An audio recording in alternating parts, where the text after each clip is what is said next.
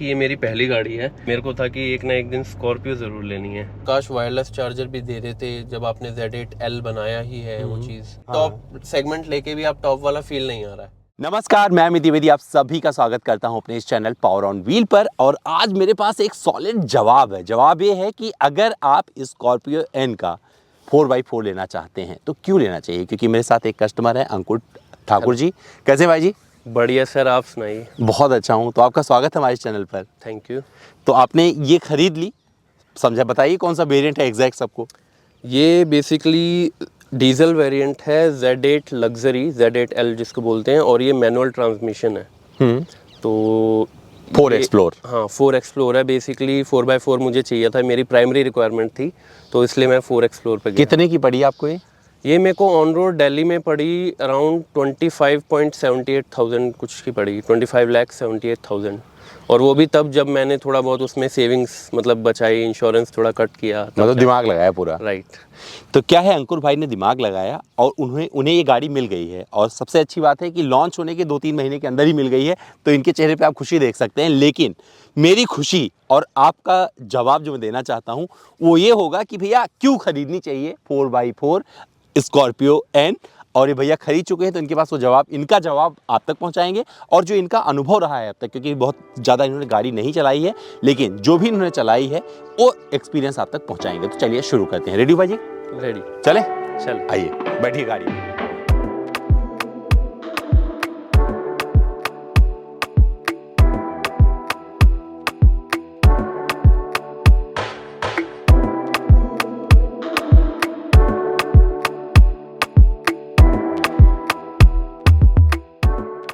इस वीडियो को आगे बढ़ाने से पहले एक महत्वपूर्ण सूचना आपके लिए। अगर आपके पास कोई पुरानी गाड़ी है जिसकी कंपनी अब इंडिया में नहीं है और आपको उसके पार्ट की सख्त ज़रूरत है, तो budmo.com जो कि स्पेयर पार्ट बेचने वाली एक भारत में कंपनी है, वहाँ से ऑर्डर कर सकते हैं। अगर आपको पार्ट समझ में ना आए तो 10 दिन के अंदर आप पूरा रिफंड भी पा सकते हैं। इसका पूरा लिंक अपने डिस्क्रिप्शन में दे रहा हूँ। अगर आपकी ज़रूरत है तो यहाँ से तुरंत बुक करें, आपको क्वालिटी पार्ट्स अवेलेबल मिलेंगे। तो मैं अंकुर भाई के साथ उनकी इस 4x4 स्कॉर्पियो एन में आ गया हूँ। तो पहला सवाल यही रहेगा, क्यों खरीदी? स्कॉर्पियो जैसा कि इंडिया में नाम से जानी जाती है, कि कहते हैं कि भाई स्कॉर्पियो जो है वो ब्रांड है। तो मेरे को था कि एक ना एक दिन स्कॉर्पियो ज़रूर लेनी है। तो अब ये नहीं पता था मैं स्कॉर्पियो एन लूँगा, बट एनीवे स्कॉर्पियो मेरे को लेनी थी, तो वो मेरा मेन फोकस था लेने का। तो आपका फोकस ही पूरा हो गया। तो जैसे बहुत सारे लोग बोलते हैं कि भैया चलाओगे कहाँ, ले तो ली है, आप रोज़ ऑफ रोडिंग करने जाओगे नहीं, आपको बहुत ज़्यादा ऑन रोड चलाना है, तो इतने पैसे क्यों, मतलब क्या मकसद क्या था खास? तो मेरा प्राइमरी जो रिक्वायरमेंट थी ना वो थी कि भाई मुझे 4x4 गाड़ी चाहिए। तो अब 4x4 में अगर देखे जाए तो ऑप्शंस के नाम पे थार भी है, या उसके अलावा अगर दूसरे मतलब थोड़े ब्रांड्स देखें, बट उनमें क्या है, उनमें थोड़ा कॉस्ट ज़्यादा है। तो जब ये गाड़ी लॉन्च हुई तो मुझे ऐसा लगा कि एक परफेक्ट व्हीकल है, क्योंकि इसमें मेरी वो प्राइमरी रिक्वायरमेंट भी पूरी हो जाती है, और कहने को ये 7 सीटर है तो मेरी फैमिली के लिए भी सही रहेगी। तो इसलिए मेरी परफेक्ट चॉइस बनी, तो मैं 4x4 के लिए गया। और मेरा ट्रैवल का भी काफ़ी रहता है, मैं अदरवाइज़ जो ट्रैवल करता हूँ अपने बाइक पे करता हूँ। तो मेरे को था यार अब बहुत बाइक पे चल रही है, थोड़ा सा चेंज किया जाए। तो साल भर में कितनी ऑफ रोडिंग करने वाले हो आप?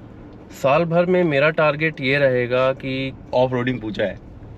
हाँ, ऑफ रोडिंग। तो ऑफ रोडिंग में मेरा टारगेट तो ये रहेगा कि अगर मैं साल भर के 10 ट्रिप्स भी लगा पाता हूँ तो उनमें से एटलीस्ट आधे ऐसे ट्रिप्स हों जिनमें एक हार्ड कोर ऑफ रोडिंग हो। अच्छा, तो आपके दिमाग में कहीं फॉर्च्यूनर थी? क्योंकि बहुत सारे लोग इसको फॉर्च्यूनर से कंपेयर करते हैं साइज वगैरह के हिसाब से। तो आपको कितनी फॉर्च्यूनर लगती है? आई थिंक फॉर्च्यूनर जैसी बड़ी गाड़ी से कंपेयर करना ना ये जस्टिफाइड नहीं है एक सेंस में, ऐसा मेरा मानना है। बहुत लोग करते हैं और वो कहते भी हैं यार फॉर्च्यूनर ये है, फॉर्च्यूनर वो है।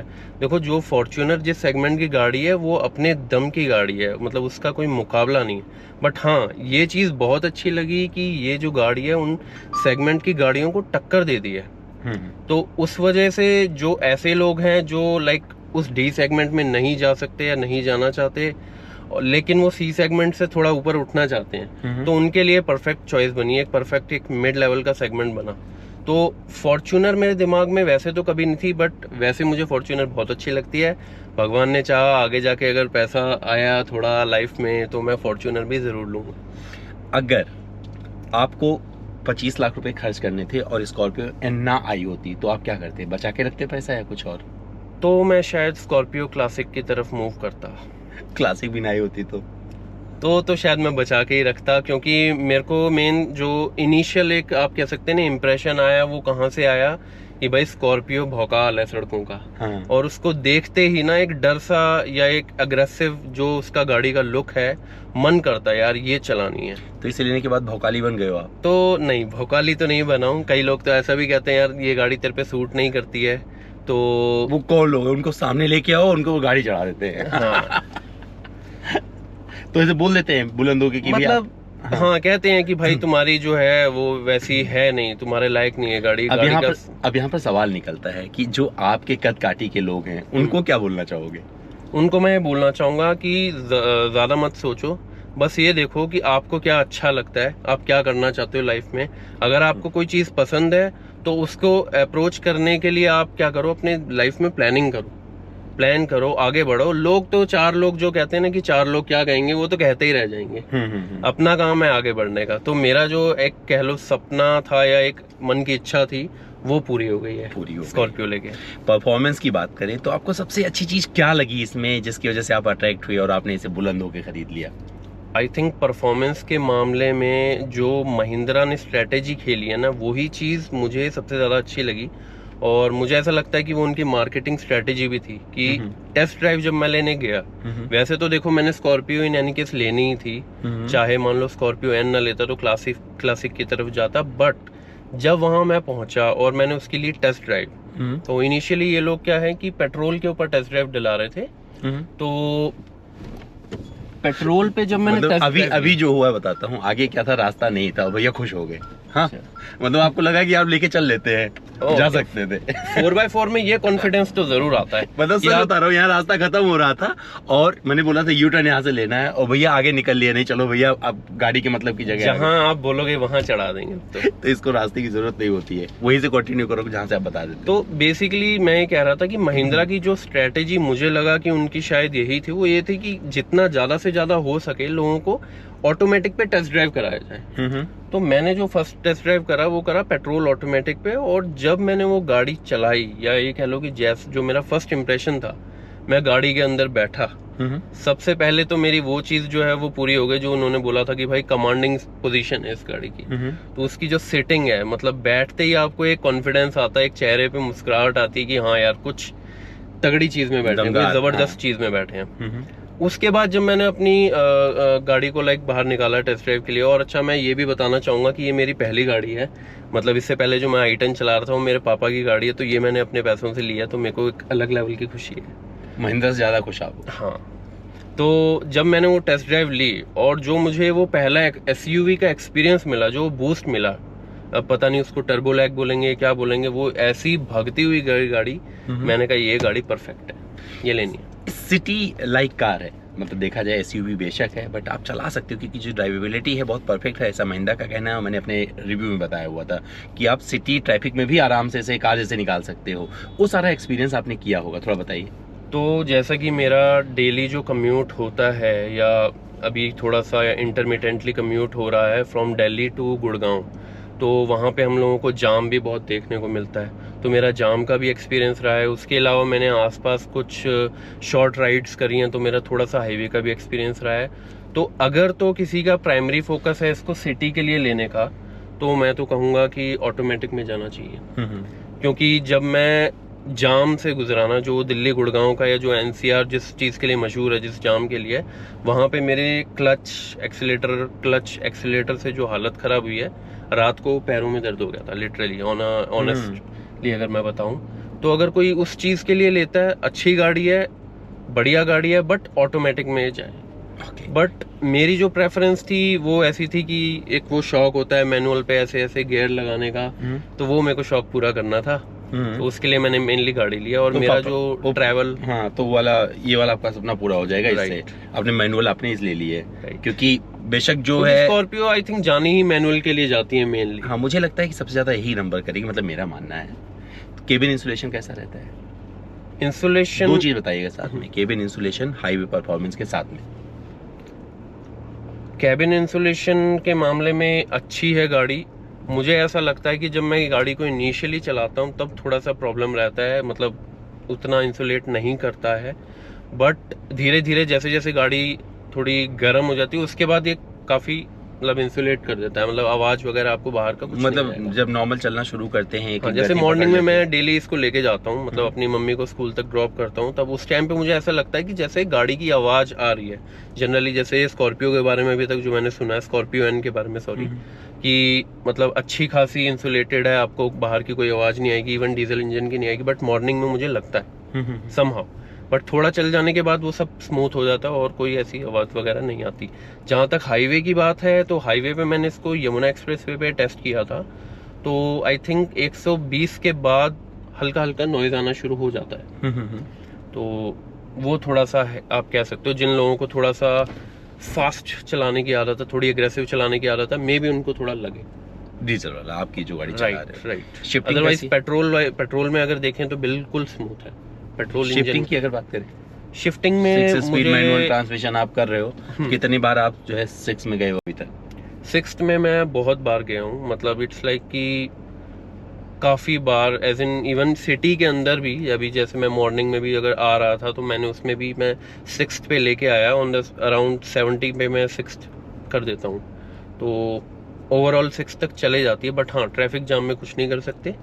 परफॉर्मेंस की अगर मैं बात करूँ, परफॉर्मेंस मुझे इससे एकदम अच्छी मिल रही है, टचवुड, कि जो मैं सिटी में चला के लाया हूँ उसमें मुझे 14 से भी क्रॉस कर रही है माइलेज। मतलब बिना माइलेज पूछे भाई ने माइलेज का जवाब दे दिया है। हाँ, मतलब आपने कहा तो फिर मैंने कहा ये चीज़ भी बता देते हैं।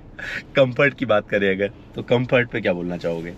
कंफर्ट वाइज मैंने और इसमें कंफर्ट में एक चीज जोड़िएगा साथ में, आपकी पूरी फैमिली है, फैमिली के साथ में एक्सप्लेन करते हुए पूरा बताइएगा कि रियर सीट कितनी कंफर्टेबल है, फ्रंट में कोई बैठ रहा है वो कितना कंफर्टेबल है, थर्ड रो, ये तीनों रो में चाह रहा हूँ आप एक्सप्लेन करें। तो आई थिंक मैंने देखो अभी तक वैसे फैमिली को बिठा के तो मैंने अभी तक ट्रैवल नहीं किया है, बट हाँ, मेरा अभी जो पहला ट्रिप इससे लगेगा, अभी तक मैं कहीं गया नहीं हूँ, तो उसमें शायद मैं पूरी फैमिली को बिठा के लेके जाऊँ वैष्णो देवी। अच्छा। मेरा ये प्लान है। बट मैंने अपने कुछ फ्रेंड्स को बुलाया था, उनको मैंने पीछे बिठाया, यहाँ 3 बैठे थे और हम 2 आगे बैठे थे। उनसे मैंने लगभग अराउंड 70 किलोमीटर की ड्राइव के बाद मतलब एक्सपीरियंसेस जाने, तो उनका तो यही कहना था कि नहीं यार, हम लोगों को ऐसा कोई बैठने में दिक्कत नहीं हुई, तो कंफर्ट वाइज सही है। बट मैं थोड़ा सा अनश्योर हूँ क्योंकि 70 kilometre is not enough for मतलब deciding for long. First impression दे दिया उन्होंने कि फर्स्ट इंप्रेशन दे दिया कि ओवरऑल सीटिंग अच्छी है, और मैंने भी आते टाइम फिर उसी में पीछे बैठ के देखा तो मेरे को ऐसा कोई प्रॉब्लम लगा नहीं। सस्पेंशन की ट्यूनिंग कैसी लगी? क्योंकि अमूमन क्या होता था कि महिंद्रा की गाड़ियां झूला बन जाती थी, कहीं से आप निकलो तो एकदम झूला फील होता था। मुझे लगता है कि इसमें कुछ काम किया गया है, आपको क्या लगता है? वो जानना चाह रहा हूँ। काफ़ी इम्प्रूवमेंट है, मतलब सस्पेंशन का तो इतना अच्छा इम्प्रूवमेंट है कि स्पीड ब्रेकर जो छोटे मोटे होते हैं या जो पॉट होल्स हैं छोटे मोटे, वहाँ तो सोचना नहीं पड़ता। टायर भी इतना बड़ा है, ऊपर से सस्पेंशन अच्छा है, तो भगाते हुए ले जाते हैं वहाँ से गाड़ी, कोई दिक्कत नहीं हो रही है? कोई दिक्कत नहीं होती। बस हाँ, जहाँ थोड़े गहरे गड्ढे होते हैं वहाँ थोड़ा देखना पड़ता है, देखना पड़ता वहाँ है, थोड़ी बम्पी हो जाती है। वो तो किसी भी गाड़ी के साथ देखना है। क्वालिटी की अगर बात करें तो क्वालिटी इशूज बहुत सारे लोगों को नजर आ रहे हैं, आपको कहाँ कहाँ पे क्वालिटी इशूज नजर आए हैं इस गाड़ी में? क्वालिटी इश्यूज मेरे को एज सच मैंने इतना ऑब्जर्व नहीं करे, आप ये कह सकते हो गाड़ी में। और मेरे को मतलब मैं उन लोगों में से हूँ नहीं जो छोटी छोटी चीज़ के लिए कमियां निकाल दे। बट हाँ, एक चीज़ में ये ज़रूर है कि जो मतलब देना चाहिए था वो मुझे नहीं मिला, मतलब वर्थ थोड़ा सा नहीं लगा लग्जरी सेगमेंट के हिसाब से। वहाँ मैं ज़रूर थोड़ा चाहूँगा कि यहाँ और मिलना चाहिए था। बट अदरवाइज मैं क्वालिटी के मामले में अगर बात करूँ तो मुझे ऐसा कुछ लगा क्या नहीं। क्या मिलना चाहिए था? बेसिकली Z8L में जैसे कि L स्टैंड फॉर लग्जरी, तो उस मामले में इन्होंने काफ़ी ज़्यादा चीज़ें मिस करी हैं, स्पेशली फॉर मैनुअल ट्रांसमिशन। सो जैसे ऑटोमेटिक की अगर मैं बात करूं तो उसमें आपको वायरलेस चार्जर भी मिल जाता है, और ऑटोमेटिक की हम बात करें तो उसमें इवन जो टायर होता है वो 1 इंच बड़ा है। जैसे इसमें जो है वो 17 इंची है, उसके अंदर 18 इंची टायर्स हैं। तो वहाँ थोड़ा लगता है कि यार काश वायरलेस चार्जर भी दे देते जब आपने Z8L बनाया ही है वो चीज़। तो वो वेंटिलेटेड सीट भी खलती होगी शायद, होता तो अच्छा रहता। वेंटिलेटेड सीट्स तो चलो उन्होंने ऑटोमेटिक में भी नहीं दी जहाँ तक मुझे पता है। मतलब ऑटोमेटिक में दी होती तो तकलीफ होती है। हाँ, तो तकलीफ होती पूरी, मतलब आपने इतना ज्यादा मतलब ऐसा क्यों लगा, मतलब ऐसा फील आ रहा है बेसिकली कि टॉप सेगमेंट लेके भी आप टॉप वाला फील नहीं आ रहा है। अच्छा, टॉप वाला सेगमेंट लेके हाँ, टॉप कि वाला मतलब आपने Z8 ले लिया है लेकिन फिर भी आप कहीं ना कहीं थोड़ा सा नीचे हो। और कोई ऐसा फीचर जो मिसिंग लगता है, आपको लगता है कि हाँ महिंद्रा को फीडबैक दो, अगली बार कुछ करेंगे तो जरूर करेंगे, क्योंकि ये लंबा चलने वाली गाड़ी लग रही है। ये गाड़ी वैसे लंबे चलने के लिए है, तो उस हिसाब से इनको अगर ये वेंटिलेटेड सीट्स टाइप जैसी चीज़ें दे दें तो आई थिंक काफ़ी बेनिफिशियल होगा। क्योंकि अगर कोई बंदा अपना पुश करके Z8L तक चीज़ को ले रहा है और अपना मतलब इन्वेस्ट कर रहा है, तो आई थिंक उसको वो उसके माइंड में कहीं ना कहीं ये चीज़ है कि यार मैं बाहर से कुछ भी नहीं करवाना चाहता हूँ, मुझे अंदर ही अगर वो चीज़ें मिल जाएं, वही फीचर्स मिल जाएं तो काफ़ी सही रहेगा। अच्छा, क्यों मिस कर दिया आपने थार? अगर आपको यही सब कुछ करना था तो थार से सब कुछ हो जाता, क्या इतना पैसा खर्च किया? एक्चुअली टिपिकल जो मेरा ऐसा मानना है, टिपिकल इंडियन फैमिलीज में भी जो ये चीज़ रहता है कि यार कोई चीज़ ऐसी लो कि जिसमें सारे काम हो जाए हमारे थोड़े थोड़े, मतलब। और थार मुझे ऐसा लगता है कि थार जैसी गाड़ी जो है वो अपनी एक कैपेबिलिटी के लिए बनी है, कि जिसमें जो मैंने आज तक सुना है, जो इवन फीडबैक में मिला है कि यार वो 2 लोगों के लिए बढ़िया गाड़ी है जिनको ट्रैवल करना है, बट अगर आप सिटी में चलाना चाहते हो, फैमिली के साथ जाना चाहते हो, तो Thar is not for you, ऐसा मैंने सुना है। तो इट इज़ लाइक कि हम लोगों को चाहिए था कि थोड़ा ये भी मिल जाए, थोड़ा वो भी मिल जाए, तो I think it's a perfect combination of both XUV and Thar. अच्छा, क्योंकि मेरे को था कि यार ऑफ रोडिंग वैसे शायद मैं हार्डकोर ना करूं, बट जस्ट इन केस अगर मुझे करनी पड़ जाए अच्छा, तो इसलिए मुझे 4x4 तो मेरी प्राइमरी रिक्वायरमेंट थी। बहुत बट फैमिली मेरी जैसे जैसे बढ़ रही है, तो मेरे को ये भी था कि यार कभी फैमिली को लेके जाना है, तो थार में तो आई थिंक जो मेरा फीडबैक मतलब मुझको मिला है वो तो यही है कि उसमें फैमिलीज नहीं जा सकती 2 से ज़्यादा। कुछ लोगों को कंप्लेन हो रहा है कि जो बटन दिया गया है इंगेज करने वाला, पूरा यहीं से सब कुछ इंगेज कर लेते हैं, ये कई बार क्या है बच्चे घुमा देते हैं, कई बार अपना ये हाथ लग जाता है, तो क्या आपकी भी ये कोई कंप्लेंट है इस पे? अभी तक तो ऐसा सच कोई नहीं है, क्योंकि अभी तक कोई बच्चा बैठा नहीं है, बट हाँ एक बीच में वीडियो भी वायरल हुई थी जिसमें थार में किसी बच्चे ने आगे ऐसे कोई ऑटोमेटिक का वो छेड़ दिया था, तो उससे थार आगे जाके टकरा गई थी। मैं तो इसकी बात कर रहा हूँ। तो इस केस में भी वो चीज रिस्क है, पूरा पूरा रिस्क है। ये थोड़ा कवर हो जाता है तो अंदर, एक दिन हुआ भी था ऐसा मॉर्निंग में मेरे साथ कि मैंने देखा था कि 4 व्हील हाई एंगेज हो रखा था। अच्छा। जब मैं घर पे पार्क कर रहा था। हाँ। तो ये रिस्की तो है ही, तो थोड़ा देख के चलाना पड़ता है। अच्छा, बट हाई पे इतना रिस्क नहीं है, लो पे ज्यादा रिस्क रहता है, क्योंकि लो 4 व्हील लो पे आप क्या है ज्यादा तेज गाड़ी चला नहीं सकते हैं, और स्पेशली ऑन टारमैक आप चला नहीं सकते, क्योंकि जिस हिसाब से ये चीजें डिजाइन होती हैं ऑफ रोडिंग के लिए डिजाइन होती हैं, अगर टारमैक पे चलाएंगे तो रिस्क बढ़ जाता है। अगर इसके रिवर्स पार्किंग कैमरे की बात करें, कुछ लोगों को उसमें भी लैग नज़र आता है, कई बार मुझे भी आया है फ्रैंकली, आपका कोई एक्सपीरियंस? मेरे को भी पूरा पूरा लैग नज़र आता है, और वो lag I think it's a justified thing कि मतलब उसके अंदर आपको लैग दिख रहा है सामने, मतलब इवन ऑन फ्रंट कैमरा पूरा पूरा लैग है, उसमें कोई दो राय नहीं है। और आई थिंक ये चीज़ तो इतनी बेसिक है कि महिंद्रा को भी पता होगी। मुझे लगता है अपडेट वगैरह में अप्रूव मतलब करना चाहिए, इम्प्रूव करना चाहिए, कोई ना कोई अपडेट शायद वो जरूर सोच रहे होंगे, क्योंकि अगर काफी ज्यादा लोग इस बारे में कंप्लेंट करेंगे तो कंपनी कुछ ना कुछ जरूर करेगी। बट ये है कि मुझे कभी एज सच रिक्वायरमेंट नहीं लगी रिवर्स कैमरा की, क्योंकि मेरी जो मेन कोशिश रहती है वो यही रहती है कि मैं इस पे आइडिया वाइज, हाँ, इस पे भरोसा ना करके, इस पे भरोसा टोटली ना करके, रिलाय ना करके मैं खुद से आइडिया लेके गाड़ी चलाऊं। तो अगर महिंद्रा इनकी बात सुन रही होगी तो कुछ नहीं करेगी वो, लेकिन महिंद्रा को इनकी बात वो वाली सुननी चाहिए कि भैया लैग दूर करना चाहिए, क्योंकि ये सेफ्टी फीचर है। Right. अच्छा, सेफ्टी की अगर बात करें तो आपको लगता है सेफ फील करते हो इस गाड़ी में? सेफ मतलब ये, मैं जब शोरूम में गया था मैंने वहाँ पे क्लासिक भी देखी, उसका मैं दरवाज़ा जैसे ट्राई कर रहा था बंद करके खोल के, और जब मैंने इस गाड़ी का ट्राई करा तो वहाँ पे दरवाजे के उस थर्ड साउंड से ही मेरे को पता चल गया कि यार नहीं, इसमें दम है। तो वैसे भी आजकल इंडिया में क्या है, ये सेफ्टी का जो ट्रेंड है वो बढ़ने लग गया है, तो उस हिसाब से महिंद्रा ने भी अपनी 4 स्टार 5 स्टार कार्स बनाना शुरू कर दिया। तो मुझे नहीं लगता कि ये गाड़ी भी 5 स्टार से कम लेके आएगी। तो सेफ्टी तो पूरी है, क्योंकि इसमें एयर बैग्स भी आई थिंक 6 दिए हुए हैं, तो उस मामले में गाड़ी परफेक्ट वैल्यू फॉर मनी है। Perfect value for money. तो ये अंकुर भाई थे, इन्होंने पहली गाड़ी खरीद ली है स्कॉर्पियो वैन, लगभग 26 लाख रुपए खर्च किए हैं, और जो इन्होंने एक्सपीरियंस किया है वो मुझसे बता दिया है। अगर फिर भी मुझसे कुछ रह गया है, लगता है कि मुझे कुछ और पूछना चाहिए था, आप इंस्टाग्राम के माध्यम से पावर ऑन व्हील हमारा इंस्टा हैंडल है, आइएगा, पूछिएगा, जवाब आपको लिख के पहुंचा देंगे। लेकिन फिलहाल इस वीडियो में इतना ही। थैंक यू अंकुर भाई, आप इसे चलाते रहिए, खुश रहिए और पूरा भौकाल दिखाइए। मुझे लगता है कि जब आप इस गाड़ी में चलते होंगे तो अपने आप ही पर्सनालिटी आपकी और निखर जाती होगी। ऐसा लग रहा है आपकी बातों से। नहीं, आपकी बात एकदम सही है। ठीक है, थैंक यू। फिर Thank मिलते हैं you, आपसे। अमित ओके, चलाइए बहुत सारा।